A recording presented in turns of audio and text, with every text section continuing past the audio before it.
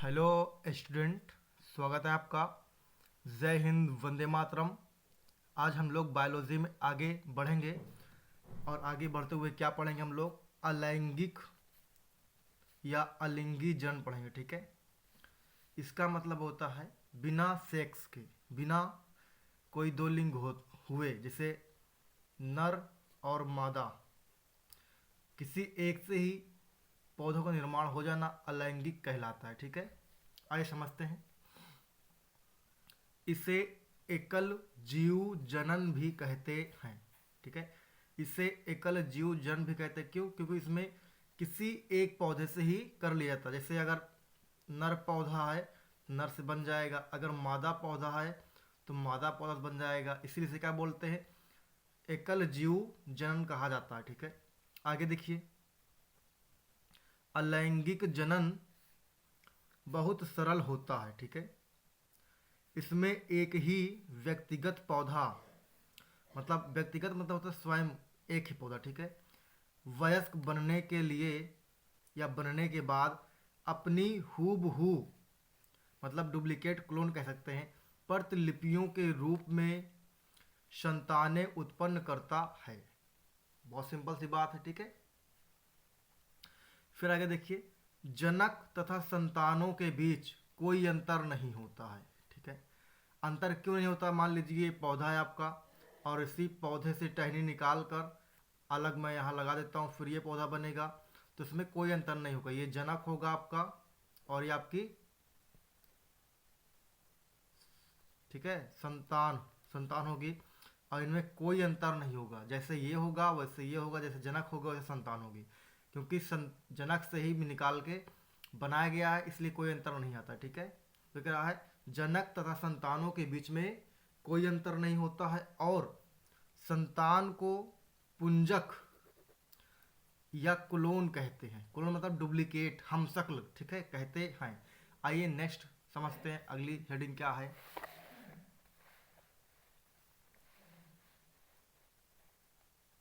तो ये है अलैंगिक जनन की विधियां। क्या है बच्चों? अलैंगिक जनन की विधियां। इसकी कौन कौन सी विधि होती हैं, आइए इसके बारे में समझते हैं हम लोग। तो देखिए, अलैंगिक जनन की क्रिया, अलैंगिक जनन की क्रिया प्रायः निम्न श्रेणी के एक कोशिकी तथा बहुकोशिकी सरल जीवों में पाई जाती है। इसका कहने का मतलब है जो जिसके अंदर एक कोशिका होती है, यूनिसेलर होता है वो, और दूसरा कौन है? बहुकोशिकी, जिसके अंदर मल्टी कोशिका होती है, मल्टी सेल्स होते हैं वो। लेकिन दोनों कैसे हों? सरल हो, जटिल ना हो। कैसे जीव हों? कैसे जीव हों? सरल जीव हों। तो इनमें अलैंगिक जनन पाया जाता है। तो आइए देखते कौन कौन सी विधियां हैं। पहला इसमें बताया गया द्विविभाजन तथा बहुविभाजन एक विधि है। दूसरा है विजाणु जनन। तीसरा है मुकुलन। चौथा है कलिका। पांचवा है खंडी भवन, पुनरुद्भवन, ठीक है। ये आपके 5 टाइप के हैं। आइए इन पांचों को हम लोग समझने की कोशिश करते हैं।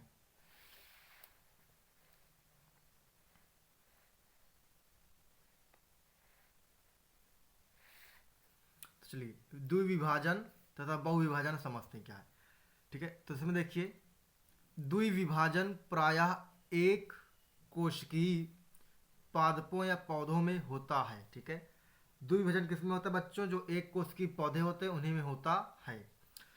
इस विभाजन में जनक का इस विभाजन में जनक का एक कोशिकीय शरीर, एक कोशिकीय शरीर समसूत्री अथवा मिटोटिक या फिर मियोटिक विभाजन द्वारा दो समान संततियों में बट जाता है, ठीक है। इसका कहने का मतलब है जो एक कोशिकीय पादप होता है वो कैसे समसूत्री द्वारा दो भागों में बट जाता है।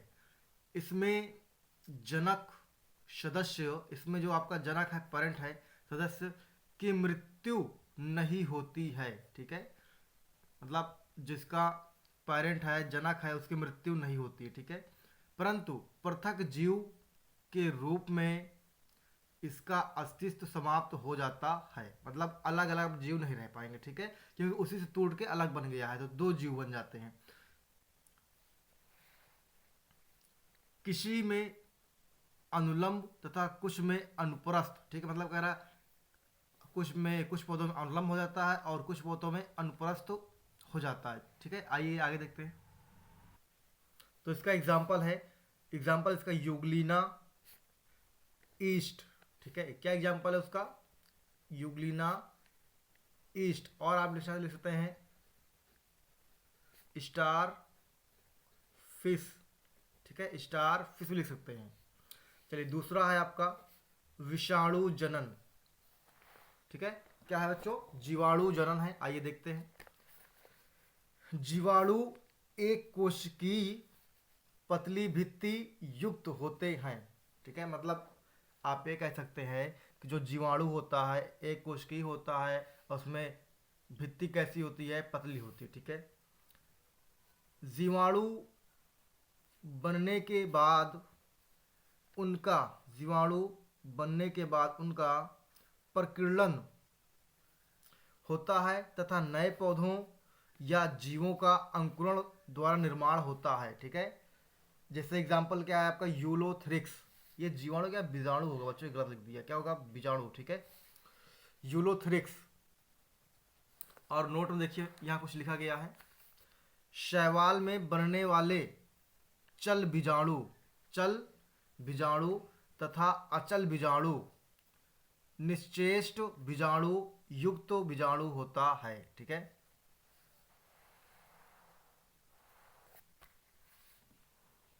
चलें, तीसरा टॉपिक ये भी आपका इंपॉर्टेंट है एकदम, ठीक है, इंपॉर्टेंट परीक्षा में आ चुका कई बार। तो इसमें देखिए इसके वैज्ञानिक क्या है, मैं इसको पहले लिख देता हूं। लिड ग्रीन। क्या बच्चों? लिड ग्रीन को बच्चे ने ग्रीन से ही लिख दिया था, और ग्रीन से लिखा हुआ दिखाई कम देता है वीडियो में, ठीक है, अब दिखाई दे रहा है आपको। मुकुलन में क्या है? लिड ग्रीन 1949 में बताया कि यह दो भागों में विभाजित हो जाते हैं, ठीक है। किसको बताया? मुकुलन को बताया लिड ग्रीन ने 1949 में कि यह दो भागों में विभाजित हो जाता है, ठीक है। इस प्रकार का विभाजन ईस्ट में पाया जाता है, ठीक। ईस्ट को हम क्या बोलते हैं बच्चों? खमीर कहा जाता है। क्या कहा जाता है? खमीर कहा जाता है, ठीक है। इस प्रकार का विभाजन ईस्ट या खमीर में पाया जाता है। इनकी कोशिकाओं में वृद्धि होती है, और छोटी छोटी रचना बन जाती है, इस पूरी क्रिया को मुकुलन कहा जाता है। आइए कुछ नोट्स हैं, नोट्स देखते हैं, जो कि नोट बहुत ही इंपॉर्टेंट हुआ करते हैं परीक्षा के दृष्टिकोण से, ठीक है। जब ये बाहरी रचनाएं अपनी मातृकोशिका से अलग नहीं होती तो श्रृंखला बनती है, और जिसे आभासी कवक जाल कहते हैं, ठीक है।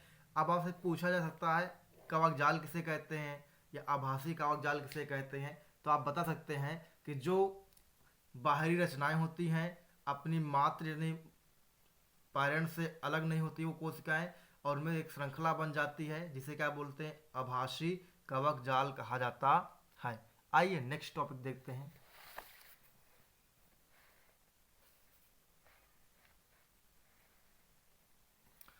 तो ये आपका चौथा है कलिका निर्माण, ठीक है। कलिका निर्माण हम लोग कैसे बनाएंगे, तो आइए देखते हैं। कभी कभी पौधों की पत्ती व तने की अग्रभाग, मतलब आगे वाला भाग, ठीक है। जैसे ये मान लीजिए ये पत्ती है, तो ये आपका अग्रभाग है, ठीक है। पर बहुकोशिकीय एवं हरे रंग की रचनाएं निकलती हैं, जिन्हें कलिका कहते हैं। ठीक है बच्चों, आगे देखिए फिर, ये अलग होकर अंकुरण द्वारा नए पौधों को जन्म देती हैं। ठीक है, ये कलिका जो होती है आपकी अलग होकर क्या करती है, नए पौधों को जन्म देती है। चलिए नोट इसमें लिखा गया है, प्रत्येक कलिका में 8 से 10 कोशिकाएं होती हैं। ठीक है, प्रत्येक कलिका में 8 से 10 कोशिकाएं होती हैं। और इसका एग्जाम्पल क्या है, फ्यूनेरिया। क्या बच्चों एग्जाम्पल, फ्यूनेरिया। चलिए नेक्स्ट, खंडी भवन देखते हैं या पुनरुद्ध भवन देखते हैं। चलिए नेक्स्ट है आपका खंडी भवन या पुनरुद्ध भवन। ये क्वेश्चन आपका जानते हैं क्लास 10 में भी आया हुआ है। ठीक है, तो आपके लिए भी इम्पोर्टेंट है। तो ये देखते हैं, इस विधि में बहुकोशिकीय जनक, मतलब जिसमें मल्टी सेल होते हैं, मतलब कई सारे सेल होते हैं। ठीक है, बहुकोशिकीय जनक पौधे का शरीर 2 या 2 से अधिक टुकड़ों में टूट जाते हैं, या 2 या 2 से अधिक भागों में टूट जाते हैं। ठीक है, और प्रत्येक टुकड़े से एक नई वयस्क खंडल एडल संतति में एक नई वयस्क संतति में विकसित हो जाता है। ठीक है, और किसी द्वारा ऐसा पुनरुद्ध भवन के द्वारा होता है। ठीक है, मतलब जैसे मान लीजिए ये पौधा है, इसके कितने भाग कर दें हम, 1 2 और ये मान लें हम 3 भाग हो। कितने भाग हो बच्चों, 3। अब ये 1 2 और ये 3, तीनों से क्या बन जाए, संतति बन जाए। ठीक है, तीनों से संतति बन जाए तो ये क्या है, खंडी भवन या खंडन कहा जाता है। ठीक है, यानी प्रत्येक से जीव विकसित हो जाए। फिर आगे देखेंगे, यह विधि कई प्रकार के अकशेरुकी जंतुओं में पाई जाती है। ठीक है, मतलब ये कई प्रकार के जीवों में पाई जाती है। जैसे एग्जाम्पल आइए लिखते हैं, एग्जाम्पल आपको दिख ना रहा होगा, हम लिखते हैं। जैसे एग्जाम्पल आपका स्पाइरो गायरा। ठीक है, एग्जाम्पल क्या होगा आपका, स्पाइरो गायरा। फिर आपका होगा एग्जाम्पल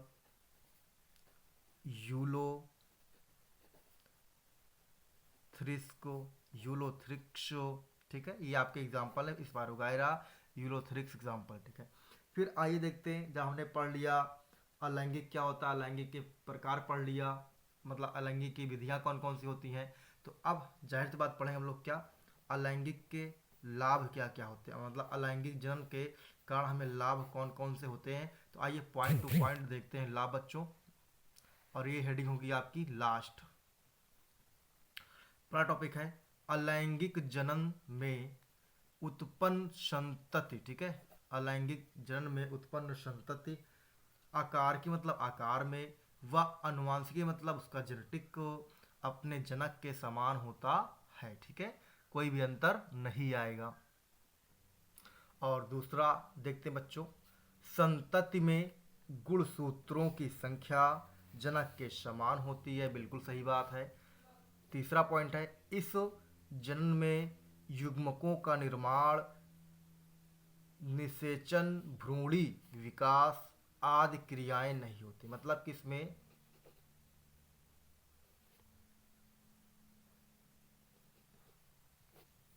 इनमें निषेचन क्रिया नहीं होता है, इनमें भ्रूण नहीं बनता है। ठीक, ये कहने का मतलब है। और ये चौथा पॉइंट है, यह जनक एक जनक द्वारा होता है। ठीक, मतलब कि यह जनन जो है, ये जनन किसके द्वारा, एक जनक द्वारा होता है, चाहे नर हो या फिर मादा हो। ठीक है, दोनों में से एक में सही होगा। अतः जनन के निश्चित होने की संभावना अधिक होती है। ठीक है, लास्ट पॉइंट पांचवा है, अनेक पौधों में यह प्रतिकूल परिस्थितियों में भी जनन करने में भी सक्षम है। ठीक है, यानी व्यवस्थित करने का साधन भी है। चलिए एक लास्ट टॉपिक पढ़ते हैं जो हानि है, आइए देख लेते हैं जल्दी से। अलैंगिक जनन की हानियां क्या क्या है। पहला पॉइंट होगा, अलैंगिक जनन में अर्धसूत्री विभाजन नहीं होता है, अर्धसूत्री विभाजन नहीं होता है, कमा नई प्रजाति का विकास भी नहीं होता है। अब नई प्रजाति का विकास इसलिए नहीं होता है कि मान लीजिए ये पौधा है और इसी पौधे से एक दूसरा पौधा तैयार किया गया है, तो क्या इसमें कोई नया विकास होगा? बिल्कुल नहीं। जैसे ये वाला पौधा है वैसे ये भी होगा, इसलिए कोई नया विकास नहीं होगा। एक ये इसकी हानि है। दूसरा हानि देखते हैं, इस जनन में इस जनन की निरंतरता से संतति दुर्बल हो जाते हैं। ठीक है, मतलब कि बार बार एक ही पौधे से आप बनाएंगे पौधा, फिर उसे फिर बनाएंगे, तो पौधा कैसा हो जाएगा बच्चों? कमज़ोर हो जाएगा, उसे पौष्टिक आहार की जरूरत पड़ेगी। तो उसको अच्छे बनाने के लिए आपको दूसरे पौधों से भी क्रिया करवाना पड़ता है। नेक्स्ट पार्ट में हम लोग पढ़ेंगे, ये आपको दिख ही रहा है, लैंगिक या लिंगी जनन। ये भी आपका इम्पोर्टेंट क्वेश्चन है। ठीक है, तो आइए नेक्स्ट वीडियो इसको पढ़ते हैं।